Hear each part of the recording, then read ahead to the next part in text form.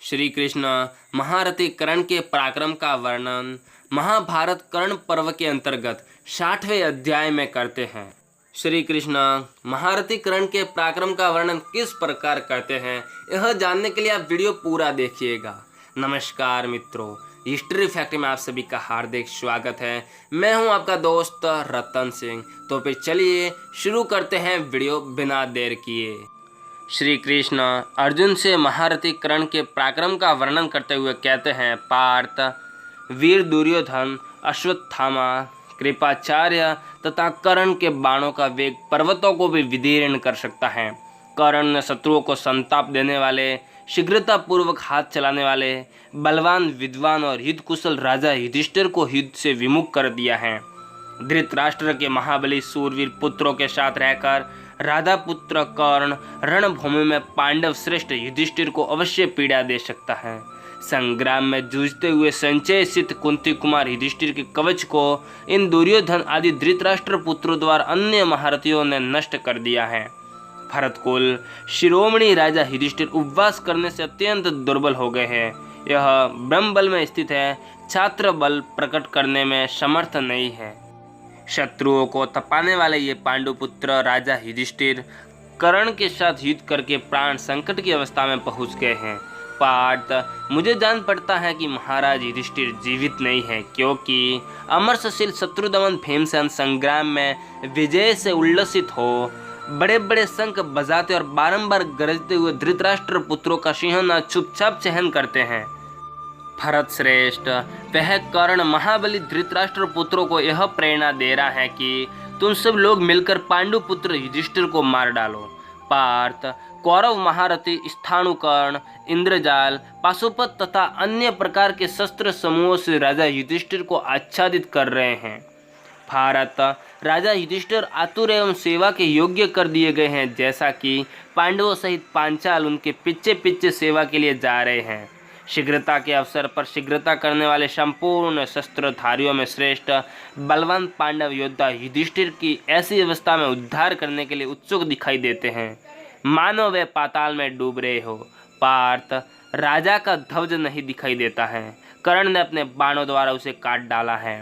भरत नंदन, प्रभो, यह कार्य उसने नकुल, सहदेव, सात्यकी, शिखंडी, धृष्टद्युम्न, भीमसेन, शतानिक, समस्त पांचाल सैनिकों तथा छेदित देशी योद्धाओं के देखते देखते किया है। कुंती नंदन, जैसे हाथी कमलों से भरी हुई पुष्करिणियों को मत डालता है, उसी प्रकार यह कर्ण रणभूमि में अपने बाणों द्वारा पांडव सेना का विध्वंस कर रहा है। पांडुनंदन, यह तुम्हारे रथी भागे जा रहे हैं। पार्थ, देखो देखो, ये महारथी भी कैसे खिसक जा रहे हैं। भारत, कर्ण के बाणों से मारे गए ये मतवाले हाथी आती नाद करते हुए दसों दिशाओं में भाग रहे हैं। कुंती कुमार, रणभूमि में शत्रुसूदन कर्ण के द्वारा खदेड़ा हुआ यह रथियों का समूह सब और पलायन कर रहा है। ध्वज धारण करने वाले रथियों में श्रेष्ठ अर्जुन, देखो सूत पुत्र के रथ पर कैसी ध्वजा फहरा रही है। हाथी की रस्सी के सिंह से युक्त उसकी पताका रणभूमि में यत्र तत्र कैसे विचरण कर रही है। वह राधा पुत्र कर्ण सैकड़ों बाणों की वर्षा करके तुम्हारी सेना का संहार करता हुआ भीमसेन के रथ पर धावा कर रहा है। जैसे देवराज इंद्र दैत्यों को खदेड़ते और मारते हैं, उसी प्रकार महासमर में कर्ण के द्वारा खदेड़े और मारे जाने वाले इन पांचाल महारथियों को देखो। यह कर्ण रणभूमि में पांचालों, पांडवों और श्रृंजियों को जीतकर अब तुम्हें परास्त करने के लिए सारी दिशाओं में दृष्टिपात कर रहा है। ऐसा मेरा मत है अर्जुन। देखो, जैसे देवराज इंद्र शत्रु पर विजय पाकर देव समूहों से गिरे हुए शोभा पाते हैं, उसी प्रकार यह कर्ण कौरवों के बीच में अपने धनुष को खींचता हुआ सुशोभित हो रहा है। कर्ण का पराक्रम देखकर ये कौरव योद्धा रणभूमि में पांडवों और श्रृंजियों को सब ओर से डराते हुए और जोर जोर से गर्जना करते हैं। मानद, यह राधा पुत्र कर्ण महासमर में पांडव सैनिकों को सर्वथा भयभीत करके अपनी संपूर्ण सेनाओं से इस प्रकार कह रहा है, कौरवों, तुम्हारा कल्याण हो, दौड़ो और वेगपूर्वक धावा करो। आज युद्ध स्थल में कोई श्रेंजे तुम्हारे हाथ से जिस प्रकार भी जीवित छूटने पावे, सावधान होकर वैसा ही प्रयत्न करो। हम सब लोग तुम्हारे पीछे पीछे चलेंगे। ऐसा कहकर यह कर्ण पीछे से बाण वर्षा करता हुआ गया है। पार्थ, रणभूमि में श्वेत छत्र से विराजमान कर्ण को देखो। यह चंद्रमा से सुशोभित उदय चल के समान जान पड़ता है। श्री कृष्ण अर्जुन से कर्ण के पराक्रम का वर्णन करते हुए कहते हैं, पार्थ, सम्रांगण में जिसके मस्तक पर तेजस्विन शिलाकाओं से युक्त और पूर्ण चंद्रमा के समान प्रकाशमान श्वेत छत्र तना हुआ है, वही ये कर्ण तुम्हारी ओर कटाक्ष पूर्वक देख रहा है। नीचे ही ये युद्ध स्थल में उत्तम वेग का आश्रय लेकर तुम्हारे सामने आएगा। महाबाहु, इसे देखो, यह अपना विशाल धनुष हिलाता हुआ महासमर में विषधर सर्पों के समान विषैले बाणों की वृष्टि कर रहा है। शत्रुओं को संताप देने वाले कुंती कुमार, वह देखो, तुम्हारे वानर ध्वज को देखकर समर में तुम्हारे साथ द्वैरथ युद्ध चाहता हुआ राधा पुत्र कर्ण इधर लौट पड़ा है। जैसे पतंग प्रज्वलित आग के मुख में आ पड़ता है, उसी प्रकार यह कर्ण अपने वध के लिए ही तुम्हारे पास आ रहा है। भारत, कर्ण को अकेला देख उसकी रक्षा के लिए धृतराष्ट्र पुत्र दुर्योधन भी रथ सेना से गिरा हुआ इधर ही लौट रहा है। तुम यश, राज्य और उत्तम सुख की अभिलाषा रखकर इन सब के साथ दुष्टात्मा कर्ण का प्रयत्न पूर्वक वध कर डालो। पार्थ, जैसे देवासुर संग्राम में देवताओं और दानवों का हित हुआ था, उसी प्रकार जब तुम दोनों विश्वविख्यात वीरों में सोचा युद्ध होने लगे, उस समय समस्त कौरव तुम्हारा पराक्रम देखेंगे।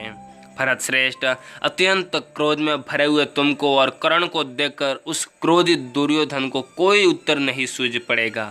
भरत भूषण, कुंती कुमार, तुम अपने को पुण्यात्मा तथा राधा पुत्र कर्ण को धर्मात्मा युधिष्ठिर का अपराधी समझकर अब समयोचित कर्तव्य पालन करो। युद्ध विषयक श्रेष्ठ बुद्धि का आश्रय लेकर तुम रथ युद्धपति कर्ण पर चढ़ाई करो। रथियों में श्रेष्ठ वीर, देखो, समर भूमि में ये प्रचंड तेजस्वी महाबली एवं मुख्य 500 रथी आ रहे हैं। कुंती नंदन, ये सब के सब संगठित हो 10 लाख पैदल योद्धाओं को साथ ले आ रहे हैं। वीर द्रोणपुत्र अश्वत्थामा को आगे करके एक दूसरे के द्वारा सुरक्षित यह सेना तुम पर आक्रमण कर रही है। तुम शीघ्र ही इसका संहार कर डालो। इस रथ सेना का संहार करके विश्वविख्यात महाधनुर्धर बलवान सूतपुत्र कर्ण के सामने स्वयं ही अपने आप को प्रकट करो। भरतभूषण, तुम उत्तम वेग का आश्रय लेकर शत्रु दल पर आक्रमण करो। वह क्रोध में भरा हुआ कर्ण पांचालों पर धावा बोल रहा है। मैं उसकी ध्वजा को दृष्ट धूम्न के रथ के पास देख रहा हूँ, परंतु मैं समझता हूँ कर्ण पांचालों पर अवश्य ही आक्रमण करेगा। भरत श्रेष्ठ पार्थ, मैं तुमसे एक प्रिय समाचार कह रहा हूँ। धर्मपुत्र श्रीमान राजा युधिष्ठिर सकुशल हैं, क्योंकि वे महाबाहु भीमसेन सेना के मुहाने पर लौट रहे हैं। भारत, उनके साथ श्रृंजियों की सेना और सात्यकी भी हैं। कुंती कुमार, भीमसेन तथा महामनस्वी पांचाल वीर सम्रांगण में अपने तीखे बाणों द्वारा इन कौरवों का वध कर रहे हैं।